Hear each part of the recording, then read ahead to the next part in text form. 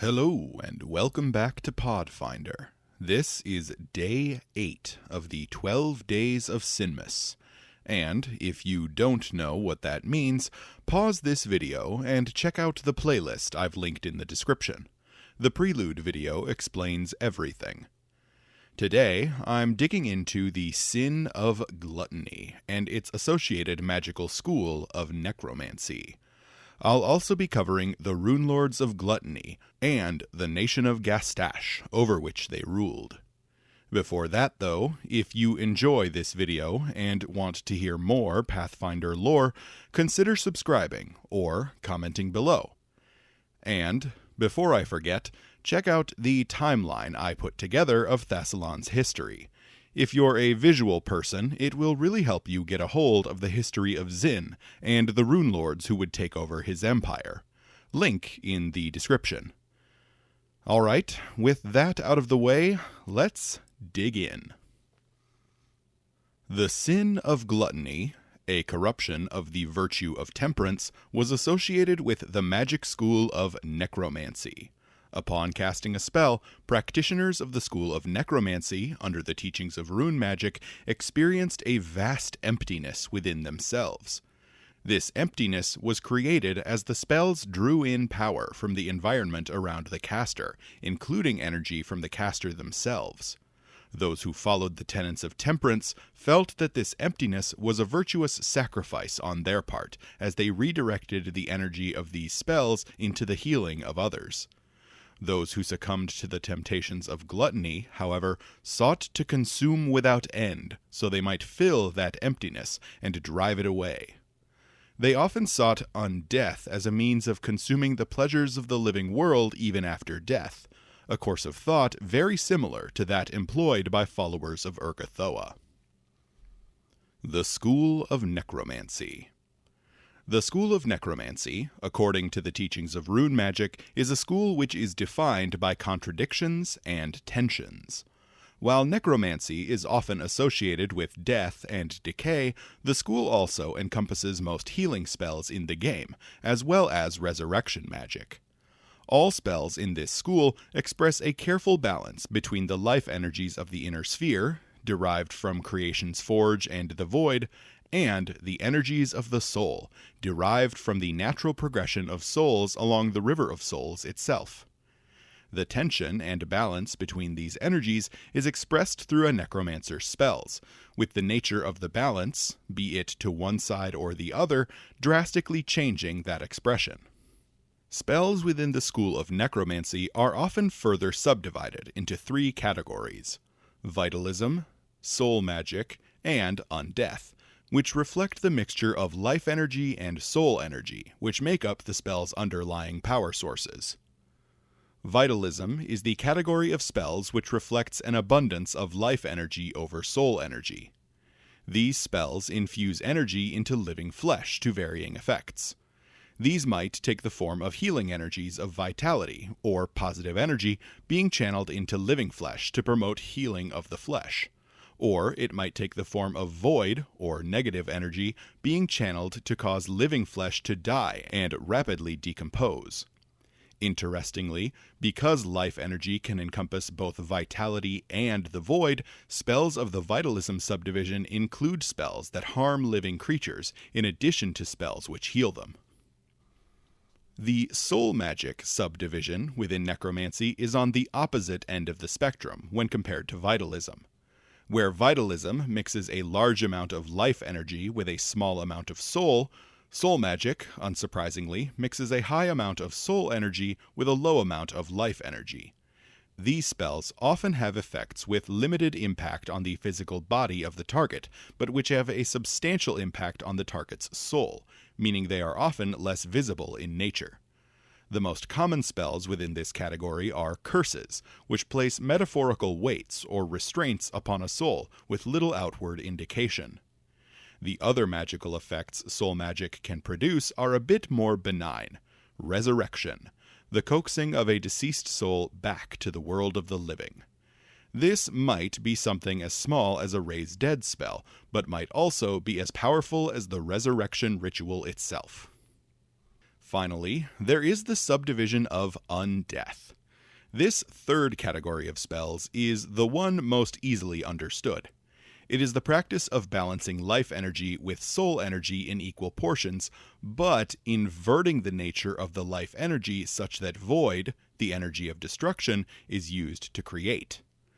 These spells involve not only the creation of undead creatures, but also the commanding of such creatures. This category even contains some spells which specialize in the destruction of undead, though they are certainly the exception, not the rule. I should note here that spells which heal undead, such as harm, are actually still classified as vitalism spells, as they pour life energy, or in this case unlife energy, into a vessel.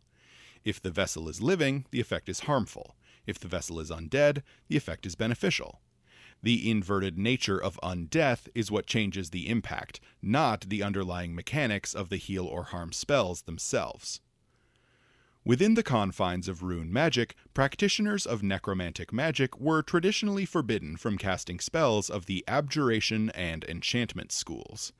This left them somewhat exposed to the magics of their enemies, resulting in them and their allies taking damage and needing to rely on restorative magic to remain in a fight. This problem wasn't insurmountable, however, as restorative magic was their specialty. That said, this limitation did contribute to the stereotype of most necromancers being powerful wizards hiding behind armies of skeletons, which they could just heal over and over and throw at their enemies. Additionally, being precluded from enchantments left these necromancers with little ability to effectively win over or maintain allies, leading them to often relying on more material incentives like fear or bribery. The rune of necromancy was commonly interpreted in one of two ways.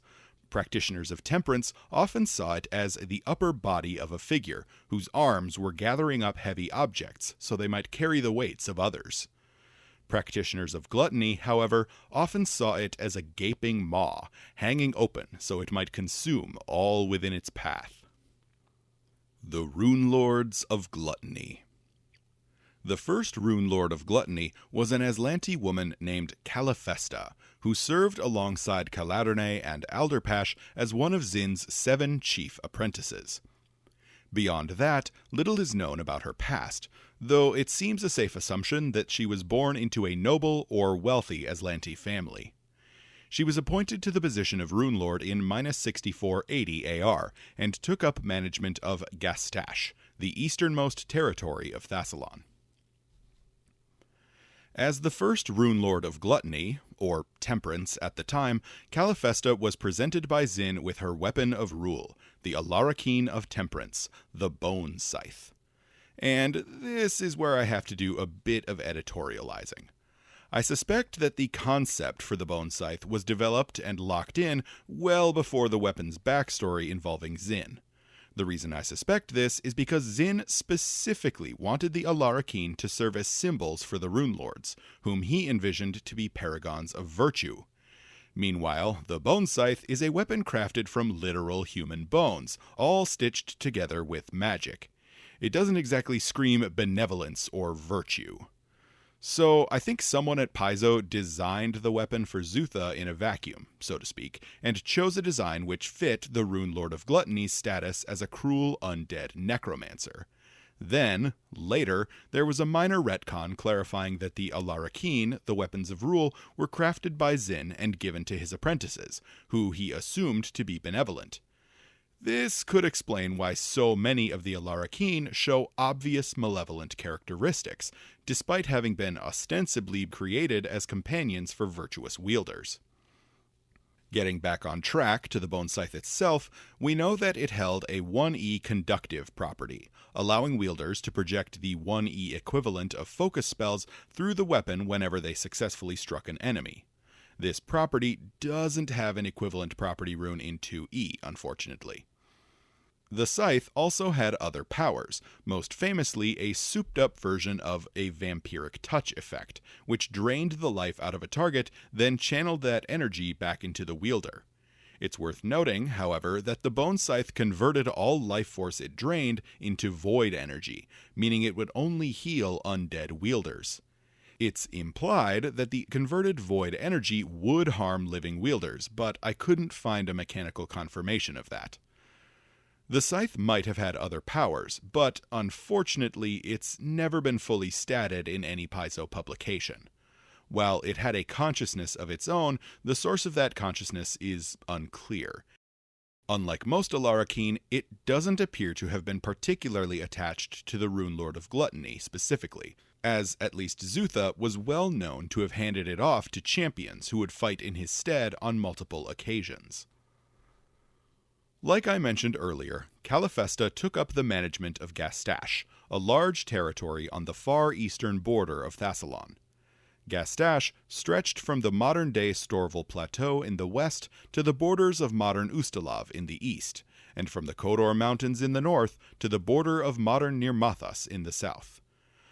Though smaller than Cyrusian and Shalast, Gastash was known as a nation of bounty, and was blessed with rich soil, especially in the south. Wheat and rye were harvested in abundance every year, and the hills and mountains of Gastash were filled with both copper and tin. In addition to resource extraction, the fields of Gastash allowed for the grazing of sheep, leading to a strong wool industry. Interestingly, while it might be tempting to draw comparisons between Gastash and the modern nation of Geb, I have found no mention of hordes of undead farmers fueling the agriculture industry. The relative isolation of Gastash, as well as the plentiful food it provided, allowed for a relatively peaceful existence for its citizens, at least compared to the lives of the citizens of Shalast or Bakrakan. That said, many dangers still presented themselves. Bullets, also called land sharks, were a common problem, and were known to eat both common farmers and the ruling Runelord's servants with relative impunity. Similarly, the arthropodic ankegs, now called ankravs in 2e, were a relatively common menace, and made nests which needed to be cleared out with a degree of frequency. Finally, the bounty and relative peace of Gastash drew many bandits and raiders to the region. These dangers were relatively tame compared to the neighboring nations, however, and on a whole, the citizens of Gastash lived fairly secure lives. There was, however, still class divide within Gastash, and the nobility of the nation quickly fell to the same gluttonous vices of their Runelord. Rich food, fine wine, and overconsumption were all pillars of Gastashi culture, at least among the nation's elite. The nobles of Gastash also tended to continue their indulgences in death, either constructing large and opulent mausoleums for themselves, or, less frequently, turning to vampirism or other forms of undeath. Death among the lower classes of Gastash was a less indulgent thing, as the peasants who were raised to undeath had little to look forward to beyond existence as mindless undead servants or soldiers. In many cases, peasant corpses weren't even resurrected, and instead were taken as corpses for anatomical study by the necromantic researchers for which Gastash was known. The metropolitan center of Gastash was its capital city. Following Thassilonian naming tradition, Kaliphesta dubbed her seat of power Zin Gastash. Recognizing that daylight often posed a danger, or at least inconvenience, to the undead which she intended to create and study, Kaliphesta made a bold choice. She constructed her capital city underground, creating a massive subterranean fortress city beneath a mountain. While little concrete information remains about the city's size or layout, it is known to have contained several universities and research facilities of substantial size. It also played host to the finest feasting halls, drug dens, and bathhouses in all of Thassilon. These structures all served as informal temples to gluttonous indulgence. On the subject of temples, I haven't found any documentation stating that Urgathoa was a prominent deity in Gastash, but I'm fairly certain that she must have been, due to her association with both undeath and indulgent consumption. To mark her capital, Kaliphesta ordered the construction of an enormous statue at the top of the mountain which sheltered the city. This statue took the form of an immense dragon, coiled around the mountaintop, whose gaping maw served as the grand entrance to the city. The maw constantly emitted a mix of smoke and steam, and after entering, travelers needed to make their way down a series of winding tunnels to enter the city proper. What this statue was called in the Thassilonian period is unknown, but in the Age of Lost Omens, the orcs of Belkzen refer to it as the Sleeper. Moving back to Kaliphesta herself, unfortunately very little is known about the specifics of her rule. She, much like her successors, relied upon an undead army to defend her borders when necessary, but, to my knowledge, this would have only been infrequently deployed. Her time on the throne of Gastash was during the period when the Runelords were largely cooperative, and so she faced few challenges from her fellow former apprentices or their immediate successors. Like the rest of the 7 original apprentices, Kaliphesta contributed to the creation of the Rune Giants. She aided in the planning and execution of Zin's assassination, and took her share of his treasures and the Sahedron Shard of Necromancy. She and her armies also participated in the war with Aslant in -6301 AR. Beyond that, though, we know almost nothing about her. Kaliphesta ruled from -6480 to -6258, putting her on the throne of Gastash for a respectable 222 years. Of the original 7 apprentices, she outlived both Caladerne and Alderpash, as well as Naft, the first Runelord of Envy. How she died is unclear. She may have been assassinated by her successor, or may have simply died of old age, assuming she wasn't undead. And even that we don't know for sure. As a minor interesting side note, only Zutha, the final Runelord of Gluttony, is known to have embraced undeath. No mention of the other Runelords having been undead has ever been made, though it wouldn't be an outlandish idea to assume that at least a few of the others were undead of some kind. That takes me to Apharend, the second Runelord of Gluttony, who took up rulership of Gastash in -6258 AR, and ruled for 108 years until -6150. Apharend is, unfortunately, another one of those Runelords about whom very little is known. Until his death in -6150, there are no details on his life, his rule, or his personal ambitions. He was one of the 3 Runelords killed by Xandergul in the Schism of -6150 AR, the other 2 being Angathane, the second Runelord of Wrath, and Jura, the 4th Runelord of Envy. Xandergul succeeded in preventing all-out war between the 7 nations of Thassilon by killing these 3 Runelords, so it might be fair to assume that Apharend was particularly warlike or violent, though even this would just be an assumption. I suspect we will have to wait for another major adventure path surrounding Thassilon and the Runelords before we get any more significant information on Apharend. Apharend was succeeded in -6150 by Aethusa, the 3rd Runelord of Gluttony, who would go on to reign for 328 years, making her the 2nd longest reigning Runelord of Gluttony overall. And, if we knew little about Apharend, we know even less about Aethusa. Paizo has, as far as I can find, published nothing about her personal history or her reign. Oddly enough, there were actually 2 Aethusas who became Runelords of Thassilon, one in Gastash and the other in neighboring Shalast.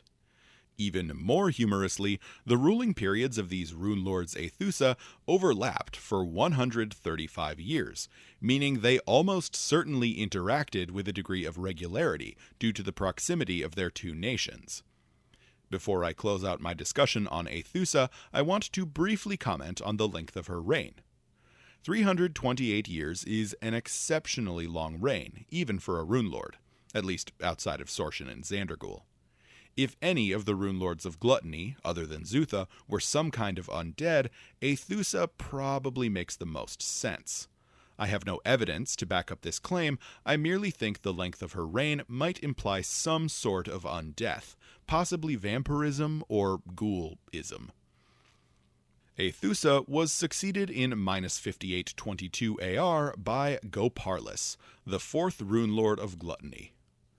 Goparlis's main claim to fame was the creation of the Sword of Gluttony, which he commissioned in or around -5701.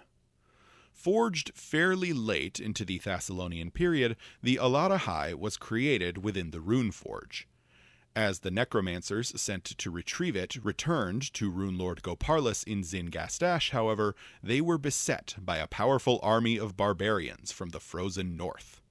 This army, which was backed up by a mighty pair of white dragons, was led by a human barbarian with hair the color of blood, named Ungaroto. The fierce northern warlord succeeded in stealing the Sword of Gluttony, then fled back to his home in the lands now called Irisen, or the lands of the Lenorm kings. Runelord Goparlis was outraged at this development, and sent entire legions of his most elite undead soldiers into the frozen wastes to recover his lost blade. When these armies were laid to waste, the Runelord simply raised them from the dead with his impressive necromantic power, and sent them out again. So focused on this quest for vengeance was Goparlis that he didn't notice the machinations of his mightiest apprentice, the wizard known only as Zutha. In -5642 AR, Zutha succeeded in killing his master, and became the 5th and final Runelord of Gluttony. Not long after this, Zutha held a parley with Ungaroto. The barbarian arrived in a chariot, pulled by the skeletal remains of his white dragon allies, and revealed the terrible truth.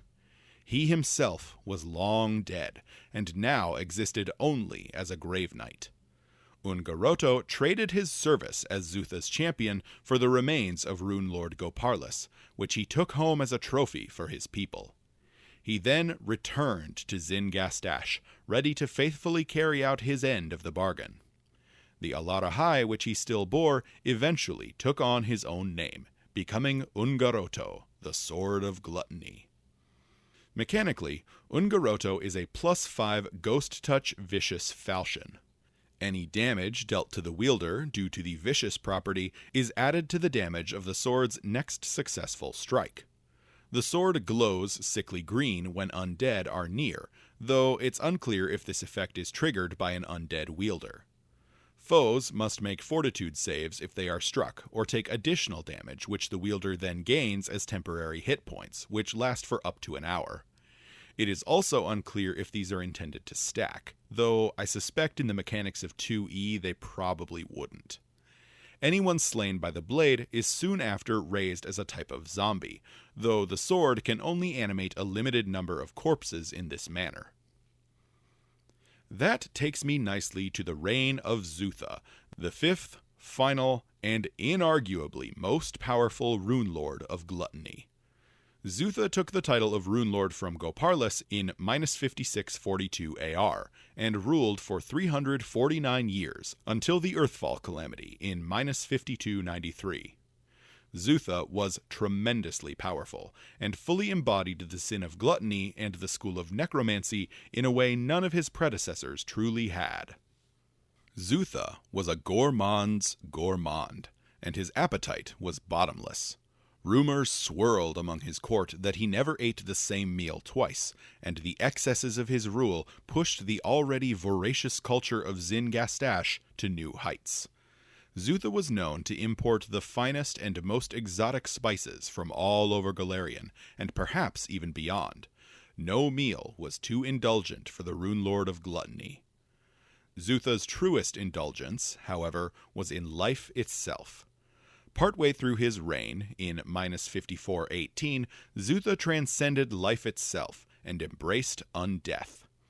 Putting his impressive intellect to work, he constructed the Gluttonous Tome, a book containing all his collected necromantic knowledge, which he penned from the blood of 1,000 victims. Into the Gluttonous Tome, Zutha poured his very soul, transforming the book into a soul cage, and turning himself into a lich. Zutha took extreme care in this transformation. He made sure his undead body would retain its sense of taste and smell, so he might not find the pleasures of food and drink diminished. He also maintained his corpulent and rotund physique, though the rolls of flesh slowly began to rot off his bones over the centuries. I should clarify that some sources have claimed that Zutha was more than a simple lich, and that his particular transformation was unique.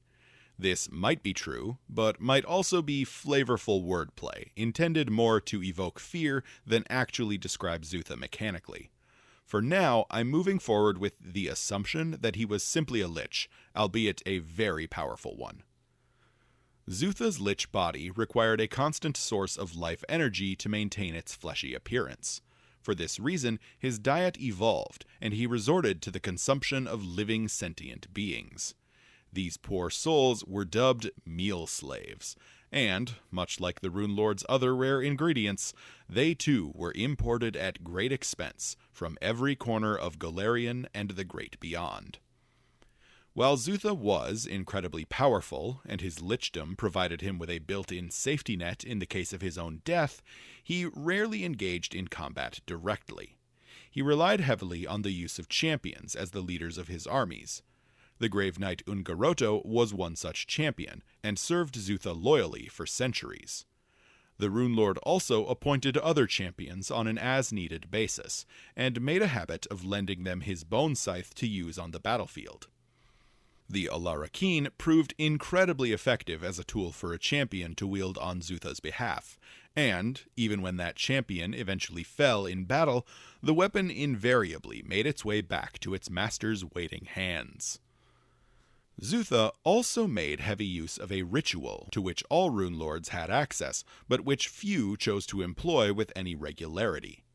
The Inhabit Rune Giant ritual was a feature which had been built into the biology of the Rune Giant species by the Runelords who created them, way back near the founding of Thassilon.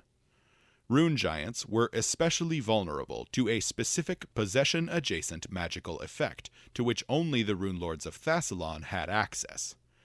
Given the extreme potency of the effect, and the fact that it was never used, at least to my knowledge, by a Runelord's apprentice to overthrow a Runelord, I assume this was one of the most tightly guarded secrets of the Runelords. The Inhabit Rune Giant ritual allowed the caster to replicate the effects of a possession spell on a Rune Giant, with the giant having no means of saving against the effect. While the caster gained access to the incredible strength of a Rune Giant they were possessing, including the innate ability to mentally control other giants, the true power of the ritual was what abilities the caster maintained while controlling their Rune Giant body. The caster still had access to all their normal abilities and spells, meaning a Runelord could still cast all the spells to which they had access as a high-level wizard, all while possessing the mighty body of a Rune Giant. This is different from the basic possession effect, which normally precludes the caster from accessing their own abilities. In case I haven't made it clear already, this is an unbelievably broken ability. Rune Giants are among the strongest humanoid creatures on all of Golarion, and this ritual gave that body the ability to cast up to 10th rank spells. Yikes. I have no idea why only Zutha took advantage of this ritual with regularity. I haven't found any major downsides in the description of the ritual, but maybe there was a risk that I'm just not seeing, or maybe wasn't published. Regardless, Zutha was known to use this ritual fairly often, leading his armies from the front lines while possessing the body of a Rune Giant and hurling spells across the battlefield from the safety of his throne room. While the other Runelords knew of Zutha's reliance on this ritual, few seemed to have an effective means of countering it, and none of them understood just how frequently he used it. On the rare occasions when Zutha was forced to fight using his own body, he never relied on his bone scythe, oddly enough. He considered the weapon a useful tool in the hands of a servant, but saw it more as a symbol than anything else. Instead, Zutha made use of a powerful weapon of his own design in combat, a set of enchanted rings and Aeon stones which he had collected and modified over centuries of experimentation. While all the Runelords of Thassilon employed magic rings and Aeon stones, none of them had truly mastered these items the way Zutha had. He created a series of magical links between his 10 rings and the many Aeon stones which he employed, enhancing the power of each item individually, but also allowing them to feed into and off of one another and turning the whole set into a powerful artifact, which was much more than the sum of its parts. While the mechanical details of the Ring and Stone set have never been published, it's clear from the Lord of Runes novel that it had the ability to deflect and absorb magical spells and effects as powerful as a dragon's breath weapon. It could also unleash powerful innate spells, capable of taking command of constructs, redirecting bolts of incoming energy, and producing rays of necromantic power. Gastash under Zutha. I'm spending a lot of time discussing Zutha's abilities in combat, but to be entirely honest, Zutha was only rarely forced to resort to violence, especially when dealing with his fellow Runelords. For all his necromantic knowledge, Zutha was also an incredibly skilled merchant and negotiator. He frequently used the bounteous harvests of Gastash to manipulate politics outside of his own borders. As the breadbasket of Thassilon, Gastash was uniquely positioned to starve its neighbors by denying them access to food and other supplies, and this was a power which Zutha wielded with incredible skill. In addition to using this power to protect himself and his people, he also took advantage of, and sometimes fanned the flames of, conflicts between his fellow Runelords, selling to both sides in any conflict to reliably generate profit. Domestically, Zutha was equally clever and effective. He frequently distributed food and supplies to the peasantry of Gastash, earning their loyalty and love despite his obvious status as an evil and villainous individual. And when I say Zutha distributed food, I don't mean he sent his servants with wagon trains of supplies. No, he personally brought food to his citizens, often through the use of an ingenious artifact of his own design, called the Spherical Boat of Zutha. The Spherical Boat was a powerful artifact which took the form of a small sphere of metal and wood, layered upon one another, and which produced a faint but constant clicking sound, indicating the use of clockwork in its construction. It was roughly the size of an orange, and Zutha was known to carry it on his person regularly. By uttering a command word, Zutha could cause the boat to expand to its full size, which was comparable to a small manor. In this form, which was still spherical in shape, the boat could travel at incredible speeds. Some legends claim even faster than the human eye could reliably track. The operator of the spherical boat was able to steer it using simple mental commands. And, though Zutha often operated the device himself, there was no known magical lock or security measure preventing others from using it. A simple command could be used to restore the boat to its smaller size, ejecting the bearer into the environment. Any other inhabitants who had not left the boat prior to its shrinking were trapped within the device, which stored its contents in a pocket dimension identical to the boat's interior. While the inhabitants did not need to eat or drink in this pocket dimension, they were far from safe. Unless the command word was spoken to restore the boat to its true size, the occupants had only 1 month before the magic of the artifact would kill one of them at random, absorbing their life force. This would continue until all the occupants had been either freed or killed. It's worth noting that this necromantic power appears to have been a feature rather than a bug, as Zutha himself is noted to have enjoyed using this power as a means of torturing his enemies. Despite this obviously cruel design feature, Zutha put the spherical boat to an almost charitable use. He used the artifact to distribute grain and other foodstuffs to the peasantry of Gastash, ensuring his people would not go hungry. While this was doubtlessly a good thing and enriched the lives of many citizens, Zutha almost certainly did this for the extreme PR benefit it presented. He also put the spherical boat to use during times of war, using its incredible speed to transport small units of elite troops to battlefields or defensive positions in the blink of an eye. It's worth mentioning that the spherical boat had another feature of note. It sends out a psychic signal to all necromancers within 100 miles of it. While they might have no inkling of what the device does, a necromancer will feel drawn to the device, and will quickly come to understand that the artifact is an object of incredible power. With the spherical boat, Zutha had created for himself an incredibly powerful tool of both statecraft and magecraft. But, of course, even with such a powerful tool, Zutha could not rule all of Gastash on his own.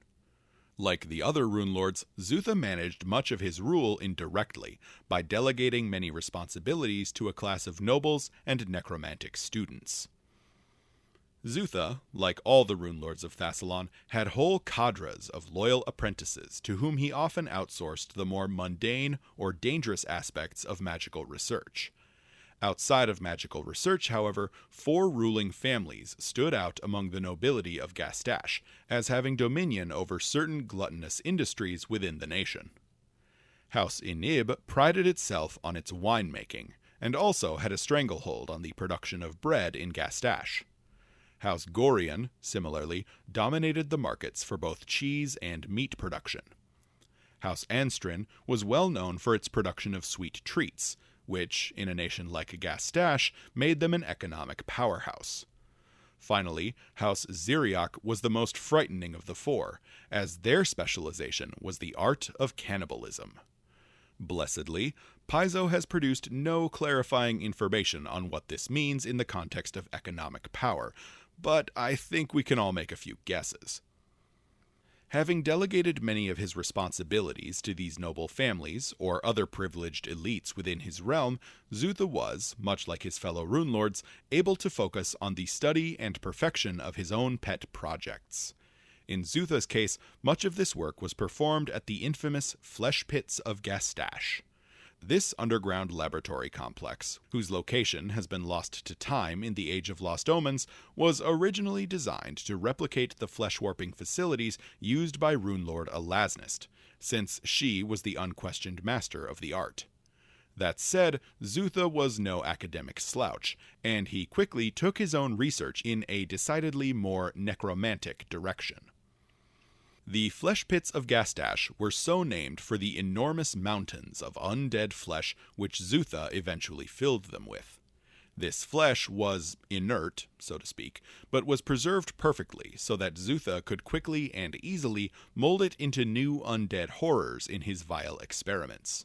Disturbingly, Zutha was also known to gorge himself upon the flesh, feeding his bottomless hunger. While none of the creations of the Flesh Pits have been described in detail, I suspect that any of the many unique undead creatures which served Zutha during his reign might have been created there. Of course, these undead horrors were only some of Zutha's great accomplishments. Many of these were lost with the collapse of Thassilon, or were entombed with their master to avoid the Earthfall calamity altogether. More on that in a minute. That said, many other great works of necromantic power exist from Zutha's time on the throne, and have been explored in more detail by Paizo. Which brings me to the other works of Zutha. Doubtless, one of the most terrifying and mysterious of Zutha's great works is the Seraph's Ladder. This large ruin, which still exists in Belkzen today, takes the form of a large freestanding spiral staircase made from gray-white marble. Though the stone is undecorated, small carvings of ascending figures appear on its face every winter solstice. The whole structure was infused with a connection to the dimension of time, though the nature of this connection is not well understood. What is known is that ascending and descending the stairs has an incredible effect on mortal bodies. Those who ascend find their bodies rapidly becoming younger, while those who descend or simply fall off the staircase age rapidly. Those who ascend too high are even known to be erased from existence entirely, their fates unclear. Notably, this aging process appears to have no effect on the mind, only the body, ensuring that those who walk the stairs retain their original mental capabilities. It's worth noting that the original purpose of the Seraph's Ladder is not entirely clear, even in the Age of Lost Omens. It is theorized to have been created to artificially extend life, though the exact method by which this might have been achieved is unclear. There is also some debate among scholars on Golarion as to which Runelord of Gluttony actually created the structure, with some attributing it to Zutha and others attributing it to his predecessor Goparlis. I tend to lead toward Zutha, as he was the more powerful of the two, but both lived long enough to need some form of life extension, as Zutha lived many years as a mortal before his transformation into a Lich. The most extensive study of the structure ever performed was recorded in the mysterious Book of Serpents, Ash, and Acorns, Shadows of What Was and Will Be.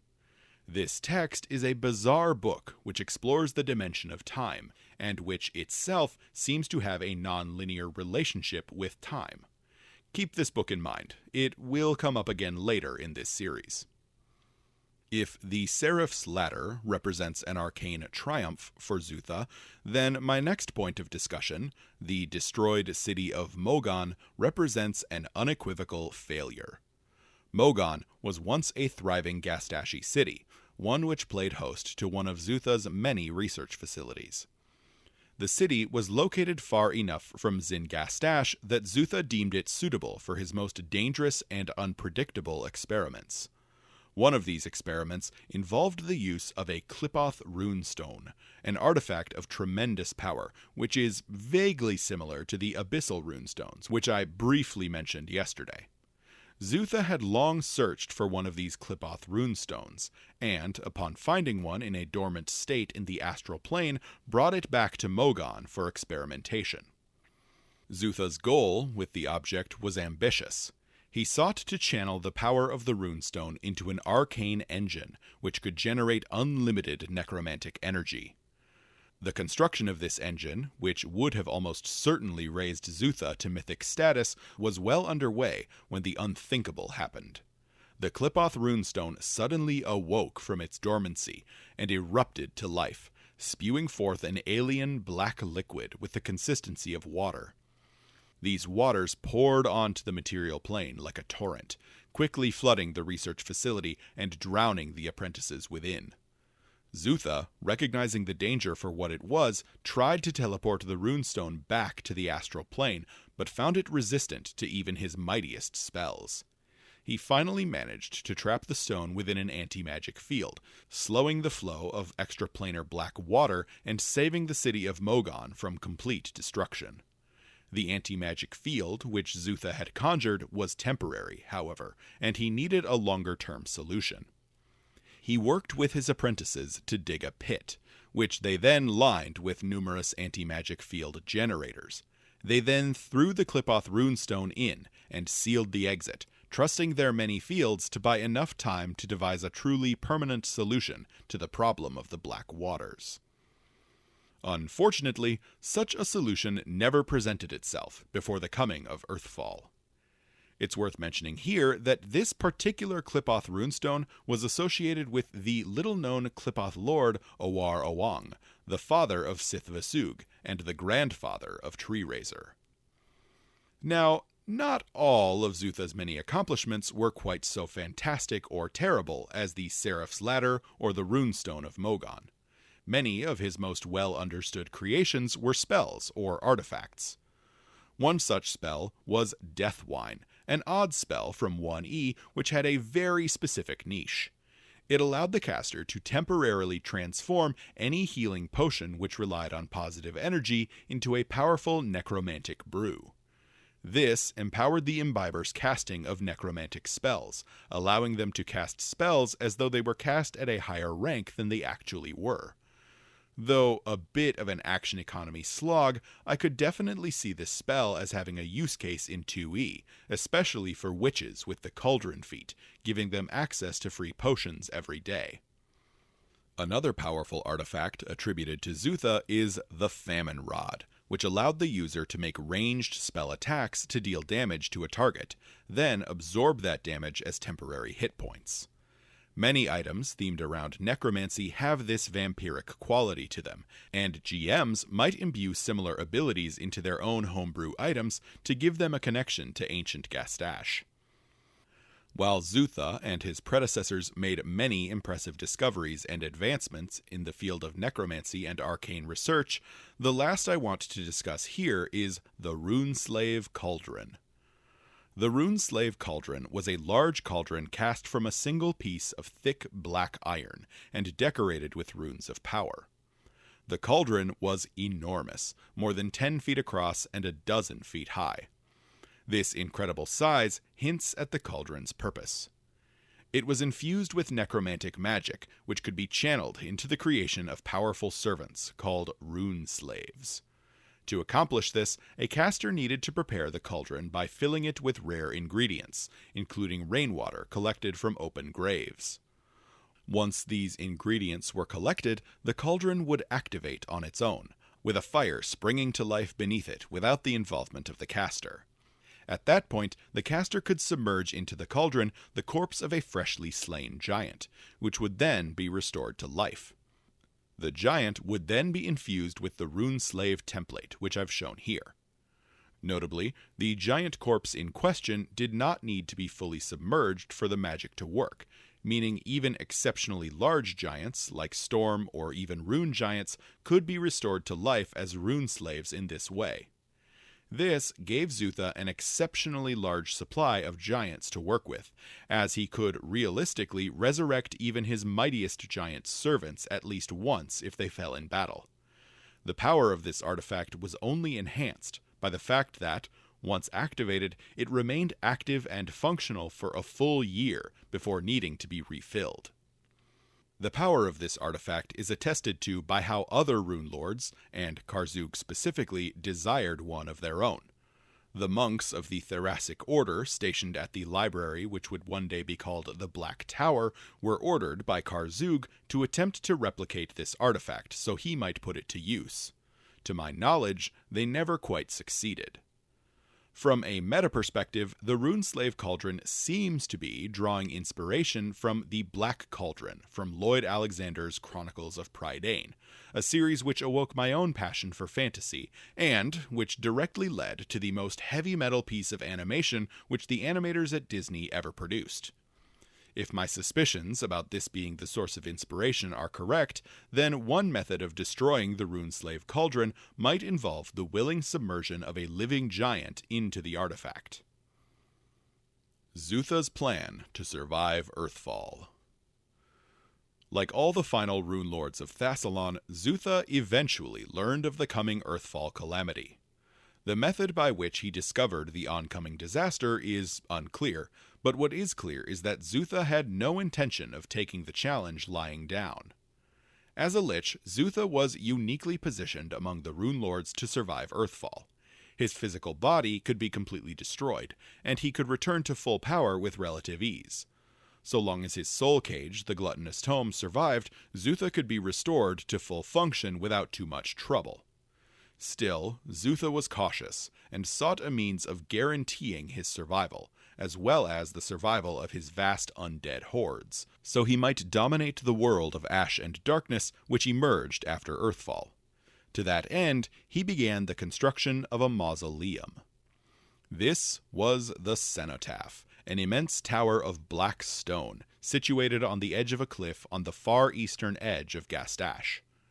This tower stood more than 100 feet high, and contained a pair of immense stone doors, one accessible from a soaring bridge, and the other only reachable by flight, or scaling the tower's sheer sides.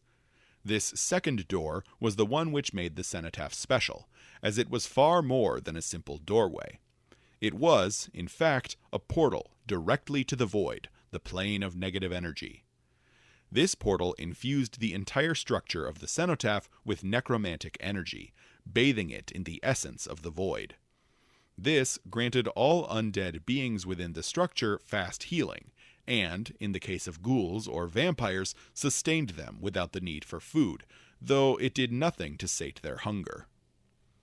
Deep beneath the Cenotaph, in the bowels of the tower, Zutha constructed his tomb, a stone sarcophagus to store his remains, as well as his mightiest artifacts, his weapon of rule, and many, though not all, of the rings and Aeon stones which served as his weapons of choice. As security for his resting place, Zutha marched entire legions of his undead soldiers into the Cenotaph, locking them away with orders to allow entrance only to those in possession of the Gluttonous Tome. And that brings me to the Soul Cage itself. Though the Gluttonous Tome itself was an incredibly powerful artifact, it was still a singular object, and could, in theory, be found and destroyed by Zutha's enemies, or could even be wiped out entirely in the Earthfall calamity, if the disaster proved more devastating than the Runelords expected. To minimize the risk to the gluttonous tome, Zutha took a novel approach. He did what no Lich before or since has ever done, at least to my knowledge. He split his soul cage, and thus his soul, apart. The gluttonous tome was divided into 3 pieces, each of which were individual texts. The first of these 3 texts was the Cardozian Codex, a stack of blank white parchment which cannot be marked by any means. Only the spilling of blood on the pages can reveal the hidden text within, which contains every necromantic spell which existed at the time of Thassilon, up to 7th rank.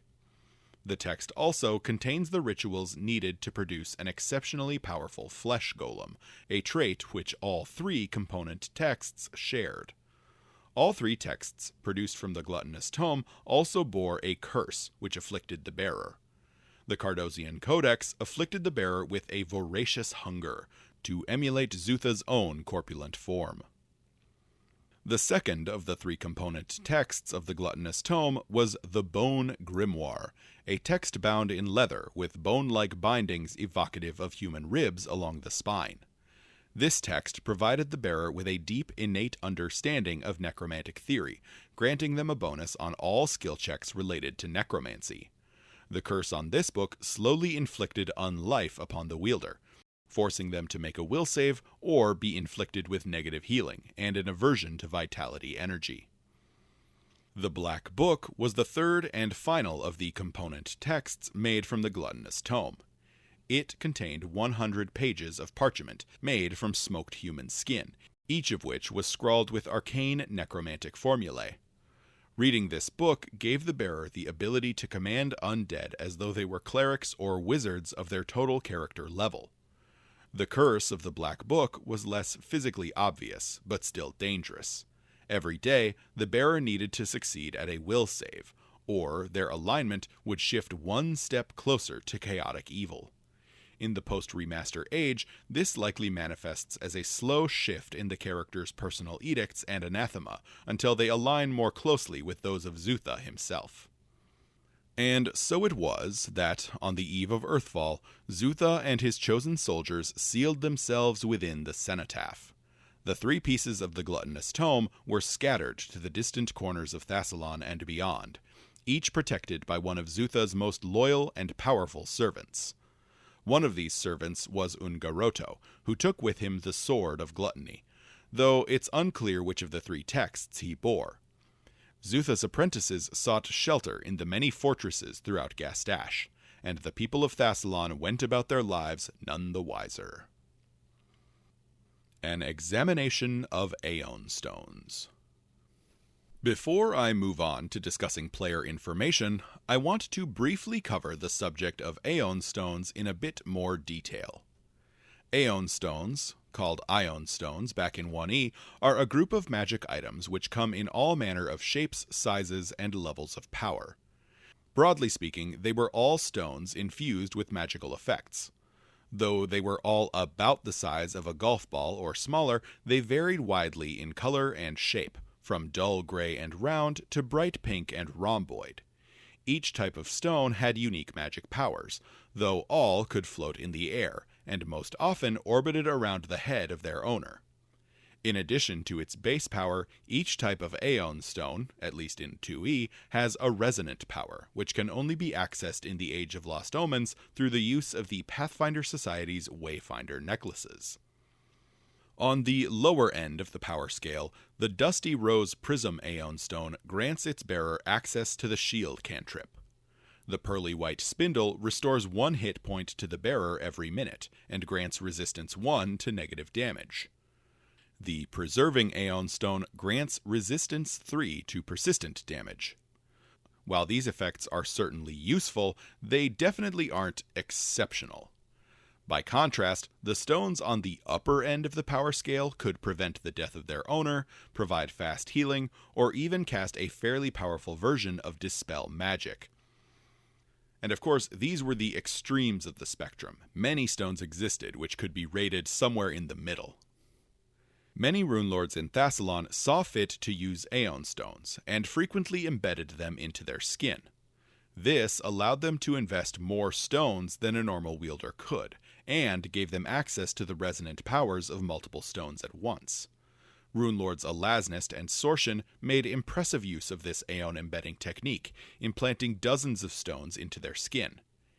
Each of them used many emerald ellipsoid Aeon stones, for example, to provide them with a massive pool of bonus hit points. Alasnest embedded hers along her spine, while Sorshan implanted hers on her upper arms in a decorative pattern. As another example, Karzug made use of no less than 3 Crimson Sphere, 12 Emerald Ellipsoid, 3 Onyx Rhomboid, and 5 Amber Spindle Aeon stones, all implanted into his skin. These, together, gave him a +6 boost to Constitution and Intelligence, 60 additional hit points, and a +5 boost to all saving throws. Most of these stones have not been ported over to 2E, since Aeon stones are substantially less powerful nowadays than they were back in the old 1E glory days. Nearly all the runelords of Thassilon made use of Aeon stones, to the point that the technique for implanting them made it into the pre-remaster version of the runelord archetype from Secrets of Magic. I strongly suspect this ability will also be present in the remastered Runelord archetype debuting in 2025, and I sincerely hope that the Rival Academies book in which it will appear will also contain more 2E Aeon stones. Come on, Paizo, don't let me down. Zutha appears to have been the exception among his peers, however, as he doesn't seem to have embedded his chosen stones into his flesh. The reason for this has never been stated, though it's likely due to the intricacies of the network he had built between his Aeon stones and the magic rings which he wore on each corpulent finger. For players looking to build characters devoted to the Sin of Gluttony, the Virtue of Temperance, or the School of Necromancy more broadly, here are some ideas. Common personal edicts among practitioners of gluttony likely include to consume without end, to use necromancy to create or control unlife, or to indulge in extravagant or forbidden appetites. Conversely, common personal edicts among practitioners of temperance likely include to restrict your diet to that which is sensible and healthy, to use the power of necromancy to heal, and to accept that death is a natural part of life. Obviously, if you're using the alignment rules, gluttony is associated with evil, while temperance is associated with good. For characters who wield weapons in combat, the scythe and the falchion stand out as the most obvious choices, due to their association with the Alara Keen and Alara High of necromancy. Beyond these choices, other weapons which might be religiously significant to deities of death or undeath might all be great options. The following property runes also have ties to the School of Necromancy: Crushing, Death-Drinking, and Bloodthirsty. Traditionally, the necromancers of Gastash took indigo as their color, and it was commonly worn by them as a representation of their school specialization. Unsurprisingly, gray, black, and white were all commonly employed as accent colors. Necromancers, regardless of tradition, commonly employ skeleton imagery in their dress, and the followers of gluttony or temperance appear to have been no exception. Beyond that, followers might favor garb worn by those who work closely with the dead or dying, medical gear, religious paraphernalia, shrouds, and the like. Gluttonous characters might also tend toward loose-fitting robes to better accommodate their expanding waistlines. From a religious perspective, characters studying runic necromancy have many deific options to choose from. Benevolent characters might choose from deities who manage the dead or the transition from life to death, such as Pharasma, Magrim, Skio, or Ashava.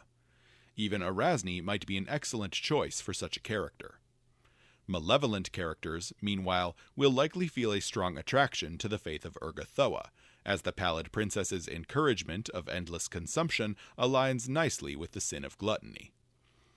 Other deities associated with undeath, like Zura, Cabriri, Orcus, or Fumeyoshi might all be excellent choices as well. The demon lord Jovarin has been cited as the patron deity of the Sin of Gluttony by some sources, but his primary interest in ruins and gargoyles has little overlap with necromancy. The Mwangish deity Balumdar might be another excellent choice for characters following the theme of gluttonous consumption, though he is notably non-evil. Class-wise, a wizard focusing on necromantic spells is the ultimate expression of the runic school of necromancy, though they are far from the only option. Clerics of deities of undeath are an equally valid choice, and, tying back to my suggestion about opening up the title of Runelord to non-wizard classes, I could easily see a cleric of Urgathoa making a claim for the title of Runelord of Gluttony. Undead or psychopomp bloodline sorcerers, bones or life mystery oracles, or undead eidolon summoners could all make great choices too. Any of the necromantic archetypes, from the hallowed necromancer to the corpse tender, could all be solid picks, and plenty of undead familiar options exist, including the old friend or the talking head. Martial characters need to work a bit harder to get some necromantic flavor baked into their class. The Spirit Instinct Barbarian is a good option, as might be any good aligned character with the Undead Slayer archetype. Champions of the deities I mentioned earlier might all be good options, as might the new Vindicator or Avenger class archetypes. An undead animal companion might also be a great way for any other character to feel especially necromantic. And, of course, Paizo went ahead and announced another playtest the day before I started recording this script. The newly previewed Necromancer class appears to be a prepared full caster of the occult tradition, which makes use of temporary raised minions called thralls to enact various effects on the battlefield. Obviously, a class literally called the Necromancer has a strong thematic connection to the Thassilonian School of Necromancy. Ancestries with a connection to death or undeath are fairly common in the Pathfinder setting. The skeleton is easily my favorite of these, and I really like the idea of a reanimated skeleton pursuing the knowledge of ancient Thassilon to understand the forces which raised her to unlife. Duskwalkers might also be a good option, as they share a connection to Pharasma. Dhampirs are great choices as well, for their innate connection to vampires. Obviously, all the undead PC options from the Book of the Dead are solid picks, especially the Lich, the Ghoul, and the Vampire.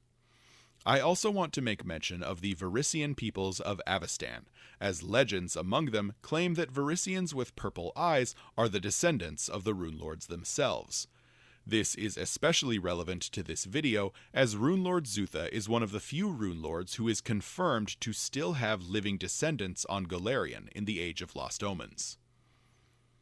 Other cultural touchstones on Golarion related to necromancy might include the Varisian hero cards The Survivor or The Sickness. Similarly, Eox, the undead sixth planet of Golarion's star system, is commonly accepted as the astrological representative of necromancy.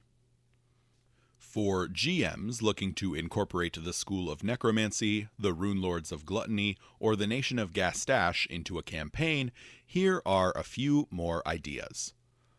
One of Zutha's lesser-known works, which has yet to rear its ugly head in the Age of Lost Omens, is The Black Squares of Ungevik. Relatively little is known about this construction, though it is assumed to have been some sort of powerful necromantic engine, similar to that which Zutha was attempting to create in Mogon with the Qlipoth runestone. The artifact, or set of artifacts, appears to take the form of several large black cubes made of either metal or stone. Their precise purpose is unclear. The only hint we have about them is a single drawing on the map of Thassilon from Return of the Runelords, so not a lot to go on. What makes this particular ruin stand out is its location. It was constructed not in Gastash, but deep within Eurythnia, the realm of Sorshan. This was a bold move on the part of Zutha, and I suspect that it might have been motivated by the disaster at Mogon. This time, if the experimentation were to spin wildly out of control, it would be up to Sorshan, not Zutha, to fix it. While not a work of Zutha, there was another tower located within Gastash which served as a conduit for tremendous magical power. Gastash played host to one of the many star towers of Dobral, the needles which the previous incarnation of Zon-Kuthon had used to pierce the surface of the planet and stun Rovagug within the Dead Vault.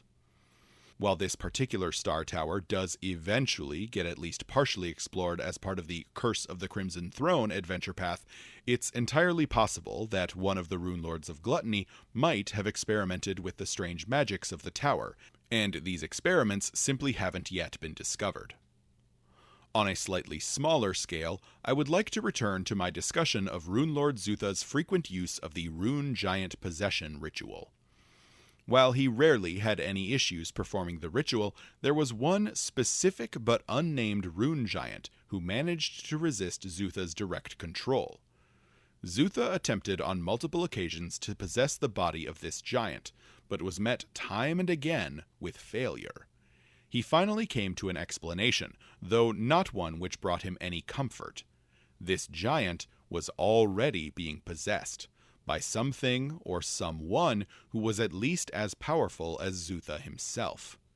No information has ever been presented on the ultimate fate of this rune giant, or even if it survived Earthfall. If it did, then it might very well still be active on Golarion today, though it would be absolutely ancient, even by the standards of the giants. Finally, there is one last ruin of note within the historic borders of Gastash. The Brimstone Haruspex, as it is called in the Age of Lost Omens, was built late into the Thassilonian period as a temple to Mar, the outer god I discussed in my video on the Runelords of Greed. The structure was built into the smoldering caldera of an active volcano, but, by some strange magic, has been spared of significant damage in the many centuries since its construction. Though originally built to honor Mar, that faith died out sometime after Earthfall, and the faith of Rovagug moved in. The priests of this dark faith believe that the hallucinations they experience from inhaling the noxious gases of the volcano are visions from their slumbering god. Deep within the Brimstone Haruspex, these priests, who call themselves the End-Seers, have hidden away a secret, awesome, and terrible power, a chrysalis, which they believe to house a growing spawn of Rovagug.